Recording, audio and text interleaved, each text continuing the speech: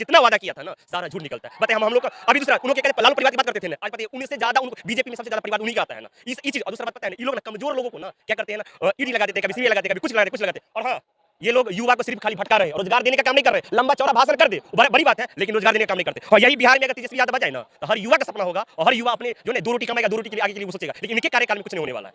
उसके बाद जो है न जाने उसके बाद उनको रोजगार जब मिला 4.5 लाख, उन्होंने वादा किया था कि हम लोग युवा को जो 10 लाख नौकरी देंगे, किए थे, लेकिन वो अपने वादा के अनुसार चले। लेकिन 17 महीने के बाद उनको क्या किया गया, अदला बदल करके और उनको हटा दिया गया। क्यों? क्योंकि जो इस यहाँ पे राजा हरिश्चंद्र के क्योंकि जो सच्चाई के पथ पे चलता है ना, उनको भीख मांगना पड़ता है। और इनको रुकिए, आप क्या कर रहे हैं? नीतीश कुमार अब चल गए हैं बीजेपी में, तो क्या अब बिहार के युवा को रोजगार मिलेगा? क्योंकि जितना भी युवा था ना पहले और बेरोजगार हो जाएगा, क्योंकि इनके कार्यकाल में कोई किसी प्रकार की वैकेंसी भी नहीं आने वाला। देखिए रेलवे की हम बात करते हैं, बताइए रेलवे की 1 लाख वैकेंसी आता था, अब बताइए 9,000 वैकेंसी है। किस मुद्दे पर, किस आधार पे? उसके बाद जो पुअर फैमिली के लोग हैं उनको नॉन टेक्निकल लगा दिया गया, ग्रुप डी में टेक्निकल लगा दिया गया। कहाँ से लगेगा? गरीब का बच्चा कहाँ से जॉब पाएगा? और दूसरा बात खाली विदेश दौरा करते हैं, सिर्फ लंबे चौड़े वादा करते हैं, लेकिन सिर्फ वो जो होता है ना कागज पे काम करते हैं, धरातल पर इनका काम नहीं होता है। और यहाँ तक कि इन्होंने महंगाई इतना बढ़ा दिया जितना कि हम पहले अंग्रेज के समय में क्या हुआ था, हम गुलाम नहीं थे, लेकिन इनके समय में हम लोग गुलाम हो गए। अब बता देते हैं, क्योंकि यहाँ इतना बेरोजगारी बढ़ गया, इतना महंगाई बढ़ गया है ना। अब बताइए 50 रुपया, 100 रुपया, 200 रुपया में आपको लगेगा? बेरोजगारी बढ़ गया है, बिल्कुल बढ़ गया, बेरोजगारी बढ़ गया है, बहुत ज्यादा बहुत बेरोजगारी बढ़ा है। हमारा तो नहीं लगता। बेरोजगारी बढ़ा है। जी बड़ा बहुत बेरोजगारी बिल्कुल बढ़ा। सुनिए एक बार और बताते हैं। इन्होंने बताया कि हम जो है से मंदिर बनवाते हैं, चलो वो मुद्दा अलग की बात है, धार्मिक स्थल से होना चाहिए, लेकिन अगर कोई होटल भी खोलता है ना तो उन्हीं का आदमी रहता है, आम पब्लिक नहीं रहता है, उन्हीं का सारा सेक्टर होता है। और बताइए बीजेपी जितना वादा किया था ना सारा झूठ निकलता है। बताइए हम लोग का अभी दूसरा उन लोग क्या कहते हैं, लालू परिवार की बात करते थे ना, आज पता है उनसे ज्यादा उनको बीजेपी में सबसे ज्यादा परिवार उन्हीं का आता है ना।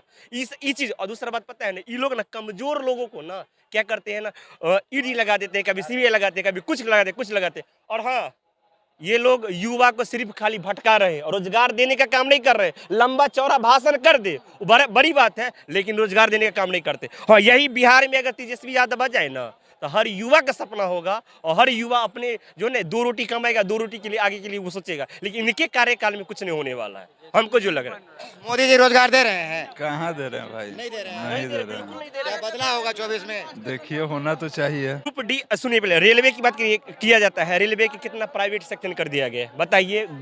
गरीब हम लोग गरीब आदमी है, आते हैं धक्का मुक्का खा के आते हैं रेलवे यहाँ पे एग्जाम देने के लिए, और पता है ना इतना कम वैकेंसी लगता है और उन्हीं लोगों को सेटिंग होता है नौकरी, उन लोगों के लिए, गरीब के बच्चा को नहीं मिल रहा। और लेकिन इस बार आरजेडी के सरकार में जो लड़का मेहनत किया है ना उन लोगों को मिला है, नौकरी मिला है, जिसका हाँ, क्योंकि वो बोलते हैं कि राजा की कुर्सी उन्हीं को मिलेगा जो हक के अधिकार होता है, लेकिन ये हक तो सबको छीन ले, रोजगार कर देता। और यहाँ नहीं, भुखमरी की समस्या पैदा करने वाले लोग हैं। और बताइए जितना महंगाई कांग्रेस के समय में नहीं था उतना महंगाई तो बीजेपी के सरकार में, बीजेपी के सर में। और हाँ, दूसरा पॉइंट है, ये लोग क्या करते हैं, तोड़ मोड़ के ज्यादा करते हैं, तोड़ना फुरना इनका नीति है। और बोलते हैं सत्य अहिंसा की बात करते हैं, ये सब सत्य असत्य बोलते हैं और हिंसा करते हैं। क्यों? हाँ, डगमगे, क्योंकि इन्होंने डायरेक्ट विपक्ष पर डाला है, उनको लग गया कि अब हम लोग का पत्ता गोल है। और सुनिए उन्होंने क्या किया, 440 के 400 के बोले थे अधिक करने, क्यों 400 पार, क्यों विधायक तोड़ने का काम करते, क्यों लालच दे रहे हैं इनको? अगर इतना ही पावर रहता है ना,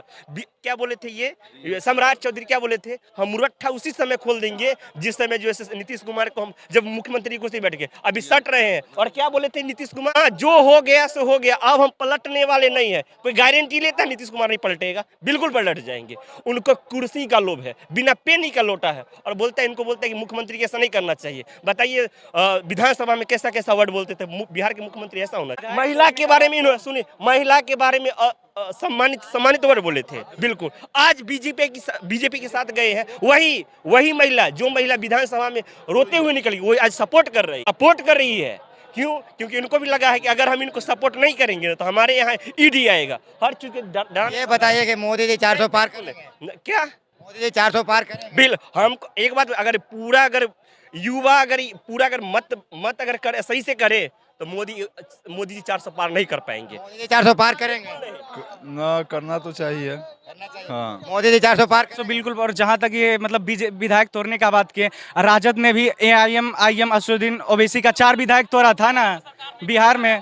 उसका विधायक तोड़ने का जहाँ तक बात की, RJD ने भी 4 विधायक को तोड़ा था। अब तो मोदी जी 400 पार कर पाएंगे। बिल्कुल 400 पार। 400 पार कर जिसका एक सीट बिहार में नहीं है वो बात कर रहा है सरकार गिराने का। और जो ये गांधी मैदान में महारैली हुआ उसमें तो सिर्फ RJD का दिखा कहाँ, सब लाल झंडा CPI वाला ही था उसमें से कह रहे इतना। साहब उसी समय दिए थे जिस समय राजद के पार्टी में थे। एक मिनट सुनिए, राजनीति में हमेशा कोई पल्ला बदलता है, उससे ना कोई सही हो जाता है ना ही कोई गलत होता है। सुनिए ठीक है, राजद के साथ जब अलायंस बनाया, अगर वो खराब थे तो राजद अलायंस उसके साथ नहीं बनाता। ये पूछ रहे हैं कि मोदी जी 400 पार करें। पक्का पार करेंगे। कोई भी बिहार में भी 40 में से इसमें से कोई शक नहीं। पिछला बार किशनगंज का हार गए थे, इस बार किशनगंज भी BJP NDA जीत रही है 40 में 40 बिल्कुल। इस बार 400 पार करे या ना करे, लेकिन सरकार उन्हीं का बनने वाला है, ये फिक्स है। कितना भी कोई इंडी गठबंधन कुछ भी बना ले, वो सरकार मोदी का ही बनेगा। अगर इन्होंने ऑफर देना बंद कर दिया, इनको अगर ऑफर देना बंद कर दिएगा, ईमानदारी के अगर ऑनेस्टी बेसिस होता है ना, ईमानदारी पर बोले इनको जीतने के लिए। और सुनिए एक मिनट, दूसरा बात, अगर तोड़ने फोड़ने के चक्कर हटा दे और ED और CBI के जो है ना इस चीज को हटाने का प्रयास करे और बोले कि ऑफर का जो लालच नहीं देने के लिए, जो इंसान सुनिए, जो इंसान जुमलाबाजी करके RJD से आया उसके बाद चला गया BJP में। हम देखिए परिवार, आप बोले रोजगार की बात करें, रोजगार की बात, मेन चीज रोजगार की बोले, लेकिन हम बोल देते हैं, लिखित देते हैं। जहाँ बेरोजगारी की है तो सबसे पहले लालू जी का 15 साल सरकार रहा था। ये आज जो बेरोजगार का हाल है बिहार में वो तो सबसे पहले ना 17 साल में कुछ नहीं कर पाया, 15 साल की चर्चा कर रहे हैं। हम गिना दे कि पूरा गिना दे। जब बेस ही ऐसा तैयार किया गया बिहार में, एकदम गुंडा राज पूरा बिहार में फैला गया। कोई भी इस टाइम पे बिहार में कहीं भी आप कोई नहीं निकल सकता था ना। बिहार में कोई घर से बाहर निकल सकता था क्या बिहार में? ये जो इतना मोदी जी 400 पार करेंगे। नहीं 400 पार नहीं करेंगे, कभी नहीं करेंगे, एकदम नहीं करेंगे। ठीक ना, हमको लगता है देश में सबसे फ्रॉड और जुमला सरकार यही रहा, झूठा। हर चीज झूठ बोला।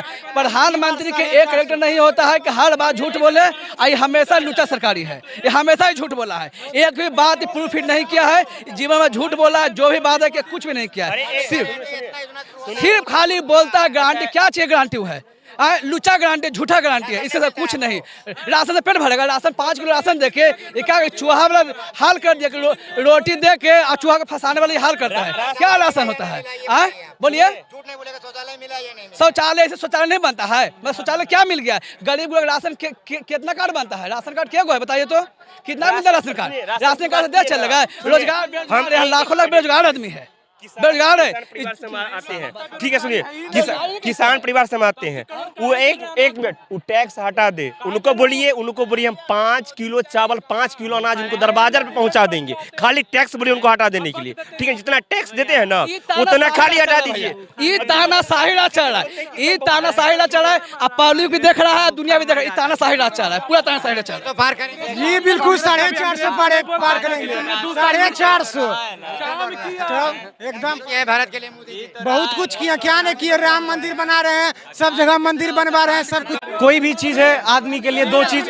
सुनिए ना, कांग्रेस के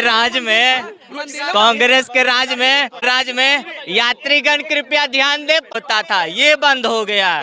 अब बोल रहे हैं आज। मेरा सवाल ये है कि मोदी जी 400 पार हो? 400 बोल रहे हैं, 4 लाख पार करेंगे तो मोदी जी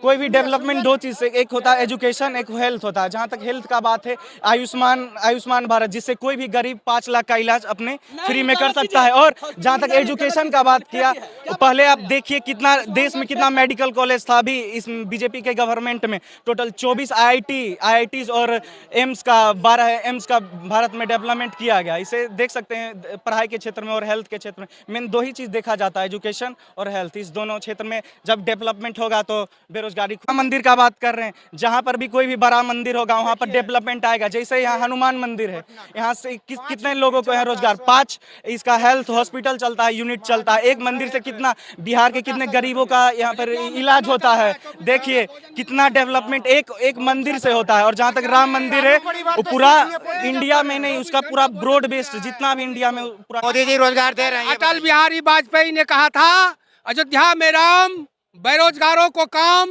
महंगाई पे लगाम, यही है भारतीय जनता पार्टी का पैगाम। तो अयोध्या में राम हो गया, अब बेरोजगारों को काम और महंगाई पे लगाम, ये 2 जो है बच गया है। इस पर भी काम होगा। धारा 370 देखिए हट गया। राम और राष्ट्र जो कि बहुत बड़ा संपत्ति था हम लोगों को जो ढका हुआ था, वो देख लीजिए कितने ऊपर आ गया है। वो ईश्वर का रूप है, मोदी थोड़ी है, वो तो भगवान है। वो वालों को रोजगार दे रहे हैं मोदी जी। देखिए मेरा मानना है कि रोजगार के मामले में ठीक है, पहले से जो भी आपका वैकेंसीज होती है, जो टाइम पे टाइम जो रेलवे का पहले जो वैकेंसी आता था, अभी 5 साल 6 साल के डिफरेंस के बाद आ रहा है। तो उन युवाओं का क्या होगा जो बंदे ऑलरेडी प्रिपेयर कर रहे हैं, तो उनका एज निकल रहा है, वैकेंसी नहीं आ रही है। तो वैकेंसी अगर नहीं आ रही है तो उनका पार हो जाएगा, उसके बाद वो तैयारी करके क्या ही कर लेंगे, राइट। तो इस पर तो ध्यान देना चाहिए। और 2-3 और टॉपिक है, जैसे कि यूसीसी का जो कानून अभी आने वाला है, इसके रिगार्डिंग मैं यही बोलूँगा कि थोड़ा समुची करके मतलब सारे धर्मों को देखते हुए एक नियम बनाना चाहिए जो बिल्कुल सही है। यूसीसी के मामले अधिकारी, ये 3 टॉपिक पे जो है एक यूसीसी का कानून बन रहा है, ठीक है। तो यूसीसी बनने के बाद सारे के सारे जितने भी प्रॉब्लम हो रहे हैं, देखिए आप एक बात समझिए, इक्वालिटी की बात करते हैं हम लोग, ठीक है। अब महिलाओं में जो जैसे कि जो आपका दूसरे रिलीजन में, मुसलमान रिलीजन में एक पुरुष 4 महिलाएं शादी कर रही है। सोच के देखिए वो 4 शादी में से जो एक पहला शादी किया, उसका साथ में जो 3 और पत्नियां आ रही है, तो उसका जो इक्वालिटी, उसका अधिकार है एक पति के ऊपर, वो नहीं रह रहा है, ठीक है। ये चीज़ को कहीं ना कहीं ये यूसीसी आने के बाद डेफिनेटली सब कुछ लगाम पे आ जाएगा। और मुझे लगता है इसके वजह से बीजेपी को भारी बहुमत जरूर मिलेगा अगर यूसीसी अगर पास हो गया। 400 पास मैं यही बोलूँगा कि ये लोकतांत्रिक है, ठीक है। ये कोई तानाशाही नहीं है। वो अगर अच्छा काम करेंगे तो डेफिनेटली पार करेंगे, अगर अच्छा काम नहीं करेंगे तो पूरी प्रॉब्लम है। लेकिन मैं न्यूट्रली बात करता हूँ, ठीक है। उनका बहुत सारा अच्छा भी काम भी किया है, बहुत सारा खराब, मतलब खराब नहीं बोलूँगा, ऐसे स्टेप लिए जो वापस लेना पड़ा। जैसे कि जो आपका किसान जो आया था फार्म लॉ, ठीक है, फार्म्स लॉ, तो उनमें पहला जब देखिए कि जब आया था तो सभी कोई बड़ा चढ़ा के बोल रहा हाँ बहुत अच्छा है, बहुत अच्छा है, बहुत अच्छा है। लेकिन जब उसको वापस ले लिए सब उसको क्रिटिसाइज करने लगे। तो बात ये है कि बिना किसी चीज़ को, पहलू को बिना परखे अगर आप किसी पे अगर ओपिनियन दे देंगे नहीं ये सही है वो गलत है, तो मैं ये नहीं मानता। मैं मानता हूँ पहले चीज़ को परखिए, अगर सही है तो सही बोलिए, गलत है तो गलत बोलिए। मैं सीधा सही कहूँगा कि देखिए मोदी जी अभी फिलहाल अच्छा काम कर, सिक्योरिटी के नाम देश के लिए वर्ल्ड वाइड पे जो उन्होंने किया है वो सराहनीय है उनके लिए। अरे जो BSF जो बॉर्डर को लेके जो किया है उन्होंने बहुत अच्छा किया है। जैसे कि आप देखिए घर में किसी का घुस के मारना, ये सब जो भी हो, इंडिया का एक मतलब समझिए वर्चस्व जो है वो अभी लहरा रहा है। तो मुझे लगता है कि अगर एज ए कंट्री आप देखेंगे तो मोदी जी, बीजेपी का जो गवर्नमेंट है, मैं मोदी जी को नहीं कहूँगा, बीजेपी की जो गवर्नमेंट है वो काफ़ी अच्छा अभी पूरा लॉ कानून बना के चल रही है, जिससे देश को फायदा हो रहा है। मैं यही कहूँगा, देश सबसे सर्वोपरि होना चाहिए।